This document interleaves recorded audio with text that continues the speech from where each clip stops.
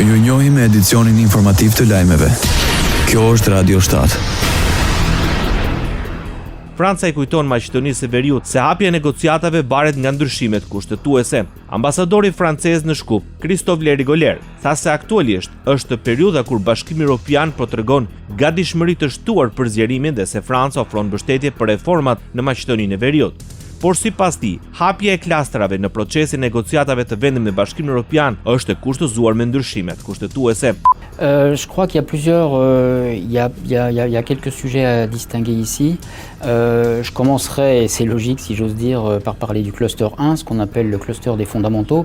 Pourquoi ce cluster? Parce qu'en fait, c'est celui dans la procédure de négociation par lequel tout va commencer et tout va se terminer. Do të filloja me klasterin për vlerat fundamentale dhe është pikërisht ai klaster që do të jetë i pari që do të hapet dhe i fundi që do të mbyllet. Shteti të jeti përgatitur të hapa të klaster pasi të përfundojë etapa qendrore dhe më e rëndësishme që janë ndryshimet kushtetuese, ashtu siç është parashikuar në konizën negociuese të miratuar në vitin 2022, tha ambasadori i Francës në Shkup, Christophe Lerigoler. Radio 7, zëri pozitiv i qytetit.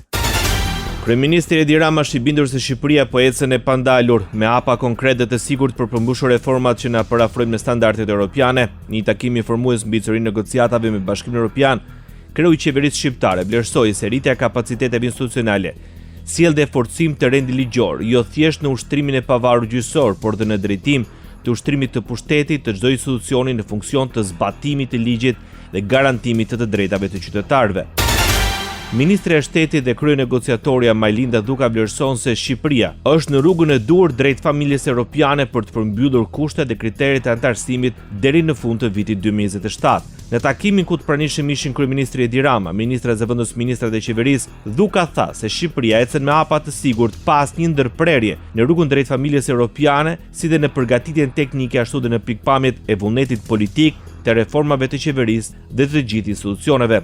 Shqipëria mendon, të paktën sa i përket vlerësimit të saj dhe vlerësimit pozitiv të komisionit, pret me respekt vlerësimin e vendeve anëtare, se i ka përmbushur 24 kushtet e ndërmjetme, ndryshe thënë 92 ende që kritike ose pika veprimi strategjik. Të gjithë jemi të vetëdijshëm sepse të gjithë ministrat, kryeministri i parlamenti dhe të gjithë punojësit kanë qenë pjesë intensive e kësaj arritjeje. Sipas Dukës, Shqipëria ka marrë 101 kushte për mbylljen e negociatave pasi ka përmbushur 24 kushtet e ndërmjetme. Shqipërisë i janë dhënë tashmë kushtet për mbylljen e negociatave për 31 nga 33 kapitujt nga Bashkimi Evropian. Deri tani Shqipëria ka marrë 101 kushte për mbylljen e negociatave, mbasi ka plotësuar 24 kushtet e ndërmjetme. Partia Demokratike pretendon se me vendimin për të mos lejuar arrestimin e Belinda Ballukut, Edi Rama mbylli rrugtimin e Shqipërisë në B. Në një konferencë për shtyp, Sali Berisha argumentoi se në raportin e tetorit 2025, Komisioni Evropian e ka ngritur si çështje themelore për Shqipërinë rritjen e presionit politik ndaj gjyqësorit, luftën e dobët kundër korrupsionit dhe problemet madhore me lirinë e medjave.